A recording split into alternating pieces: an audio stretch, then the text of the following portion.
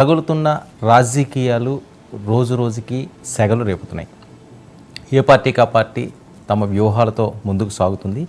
ఈ నేపథ్యంలో అసమ్మతుల స్వరం రోజు రోజుకి పెరుగుతున్న నేపథ్యం.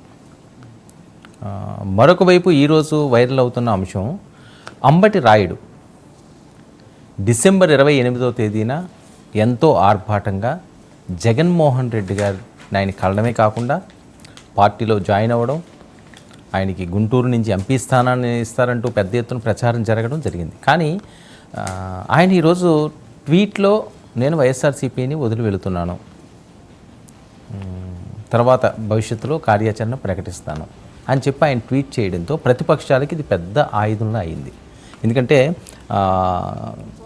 కాపు సామాజిక వర్గానికి చెందిన అంబటి రాయుడు చాలా బలంగా వైఎస్ఆర్సీపీ భావించి ఉండొచ్చు కాక, ఎందుకంటే పవన్ కళ్యాణ్ గారికి ఖచ్చితంగా ఆ ఓట్ బ్యాంక్ చేల్చాల్సిన అవసరం ఉంది కాబట్టి వైఎస్ఆర్సీపీకి వాళ్ళ వ్యూహం అదే అయి ఉంటుందని జరుగుతున్న సంఘటనల వల్ల ప్రచారం జరుగుతున్న నేపథ్యం. ఎందుకంటే ముద్రగడ గారిని తీసుకొచ్చిన, వంగవీటి రాధా గారిని ట్రై చేస్తున్నా, అలాగే అంబటి రాయుడిని తీసుకున్న ఆ సామాజిక వర్గానికి ఎక్కడో దగ్గర చెక్ పెట్టాలి, ఓట్ బ్యాంక్ను ముఖ్యంగా చేల్చాలి, ఆ ఉద్దేశంతో ఆ రకమైన ప్రణాళికలు వేస్తున్నారు. ఈయన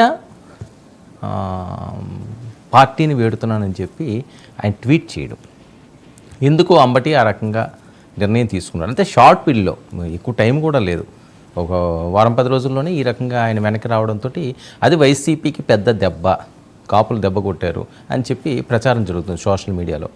మరొక వైపు ఆలీ, ఒక క్రికెటర్ వెళ్ళిపోతే వచ్చి ఆలీ గారు ఎంపీ స్థానానికి పోటీ చేసే అవకాశం ఉంది, ఒకటి రాయలసీమ, మరొకటి తూర్పుగోదావరి జిల్లాలో అని మాట్లాడే పరిస్థితి. అవసరమైతే ఆయన ఎమ్మెల్యేకి కూడా బరిలో దించడానికి జగన్మోహన్ రెడ్డి గారు వెనకాడరు. ఎందుకంటే ముందు అసెంబ్లీ కొట్టాల్సిన అవసరం ఉంది కాబట్టి, వీళ్ళు అధికారం చేపట్టాలంటే అసెంబ్లీ సీట్లు పెంచుకోవాల్సిన అవసరం ఉంది కాబట్టి తూర్పుగోదావరి జిల్లా అలీ గారి సొంత అడ్డా. సో అలాంటి సొంత ఊర్లో ఖచ్చితంగా ఆయనకి ఒక ప్రయారిటీ ఇస్తారు కాబట్టి మా ప్రాంత వాసి అని చెప్పి అది ఉంటుంది. మరొక వైపు సినీ నటుడు కూడా, గొప్ప నటుడు ఆయన, సో అది అడ్వాంటేజ్ అవుతుంది. మరొక వైపు పవన్ కళ్యాణ్ కూడా అక్కడే పోటీ చేస్తున్నారని వార్తలు వస్తున్న నేపథ్యంలో ఆయన కాకినాడలో పోటీ చేస్తే అవసరమైతే అక్కడ కూడా నిలబడటానికి వెనకాడరు, ఒకవేళ రాజమండ్రిలోనే నిలబెట్టే అవకాశం ఉంది ఆయన సొంత ఊర్లో. సో ఇవన్నీ కూడా రగులుతున్న పొలిటికల్ ఈక్వేషన్స్. మరొక పక్క కేసినేని నాని గారు, ఆయన టీడీపీకి రామ్ చెప్పడం, అంటే ఎవరికి వారు వ్యూహాలు రచిస్తూనే ఉన్నారు, అసమ్మతులు పెరుగుతూనే ఉన్నాయి. దీని పర్యవసానాలు ఏం జరగబోతున్నాయి, ఇటువైపు వెళ్తాయి. మరొక వైపు రోజా గారు బయట ఒకటి పెద్ద ఎత్తున ఈరోజు వైరల్ అవుతున్న నేపథ్యం, అది కూడా బయట మనం ప్లే చేద్దాం. ఈ ఇష్యూస్పై ఈనాడు ప్రైమ్ డిబేట్ కొనసాగుతాం. మనతో పాటుగా చర్చలో పాల్గొంటున్నారు గాయత్రి గారు, టీడీపీ అధికార ప్రతినిధి, మనతో పాటుగా లైవ్లోకి అందుబాటులోకి వచ్చారు. అలాగే బాలకోటయ్య గారు, బహుజన్ జేఏసీ నాయకులు, మనతో పాటుగా లైవ్లో జాయిన్ అయ్యారు. శేఖర్ రెడ్డి గారు, వైసీపీ నాయకులు, మనతో పాటుగా లైవ్లోకి జాయిన్ అయ్యారు. మరి కాసేపట్లో కీర్తన గారు, జనసేన అధికార ప్రతినిధి కూడా మనతో పాటుగా లైవ్లోకి అందుబాటులో రానున్నారు. ముందుగా గాయత్రి గారు వెర్షన్ తీసుకుందాం. గాయత్రి గారు నమస్తే. నమస్తే అండి, గుడ్ ఈవినింగ్ మీకు, స్పీకర్స్ లో మీద ప్యానెల్లో ఉన్న పెద్దలందరికీ అండ్ ఆల్సో 99 వీక్షకులకి అందరికీ వెరీ గుడ్ ఈవినింగ్. చెప్పండి. ఓకే, పెద్ద ఎత్తున ఈరోజు సోషల్ మీడియాలో ప్రచారం జరుగుతున్న అంశాలు, ఒకటి అంబటి రాయుడు పార్టీ నుంచి నేను పార్టీలో ఉండదలుచుకోలేదని చెప్పి జాయిన్ అయిన కొన్ని రోజుల్లోనే, కనీసం 1 మంత్ కూడా ఆయన లేకుండా వెంటనే ఆయన రిటర్న్ అవ్వడం.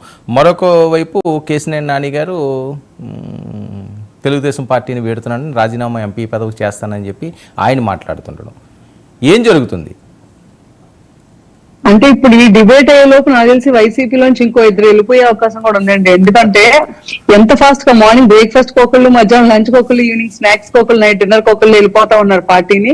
మరి వాళ్ళకి కూడా నమ్మకం పోయిందా, లేకపోతే సీట్లు రాక కొంతమంది, సీట్ల అడ్జస్ట్మెంట్ వల్ల కొంతమంది వెళ్ళిపోతున్నారా, లేకపోతే జగన్ నమ్ముకొని మళ్ళీ ఇంకో 20 కోట్లు 30 కోట్లు నష్టపోవటం తప్పించి ఇక్కడ గెలిచేది లేదు, జనాల నుంచి చీత్కరించుకుంటాం అని చెప్పి వెళ్ళిపోతున్నారో తెలియదు. కానీ అంబటి రాయుడు మాత్రం అసలు సెన్సేషన్ అండి. ఎందుకంటే నాకు తెలిసి ఆయనకి ఇది షార్టెస్ట్ ఇన్నింగ్స్ అనుకుంటా. అలా గ్రీస్ లోకి వెళ్ళాడు లేదే, ఆయనకి రిటర్న్ తిరుగుటప్పాలా మళ్ళీ వెనక్కి వచ్చేసాడు, గోడ కొట్టిన బంతిలాగా. సో చూద్దాం మరి. ఇంకా మీరు అన్నట్టు కేసినేని నాని గారి ఇష్యూ చూసుకుంటే వెరీ అన్ఫార్చునేట్ అండి. ఎందుకంటే 2 సార్లు సిట్టింగ్ ఎంపీ. ఆబ్వియస్లీ ఇప్పుడు ఎవరికైనా మా పార్టీలో మాతోనే కొనసాగుతారు అని అనుకున్నాము. మరి కొన్ని అనివార్య కారణాల వల్ల మరి ఆయన చెప్పారు కదా, బాస్ ఏం చెప్తే అది వింటాను నేను, సరే ప్రస్తుతానికి నాకు పని లేదు కాబట్టి నేను రిజైన్ చేస్తున్నాను అంటున్నారు. చూద్దాం మరి ఫ్యూచర్ లో ఏం జరిగిద్దో, మేము కూడా వెయిట్ చేసి చూస్తున్నాం అంతే. Right, okay. అంతకు మించి ఏం comment లేదు దాని అలీ గురించి. గారు ప్రత్యక్ష రాజకీయాల్లోకి అంటే ఎన్నికల బరిలోకి సర్వం సిద్ధం చేశారు.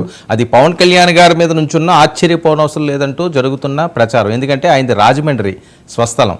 సో ఈయన కూడా తూర్పుగోదావరి జిల్లాలోనే ఎక్కువ ఫోకస్ పెట్టారు కాబట్టి ఆ ప్రాంతం నుంచి కూడా వచ్చే ఛాన్స్ ఉంది. అలాగే రాయలసీమ కూడా ట్రై చేస్తున్నారని. ఒకవేళ అదే జరిగితే ఆయన ప్రభావం ఏమైనా ఇబ్బంది పడుతుందా మిమ్మల్ని, మీ పొత్తుల్ని?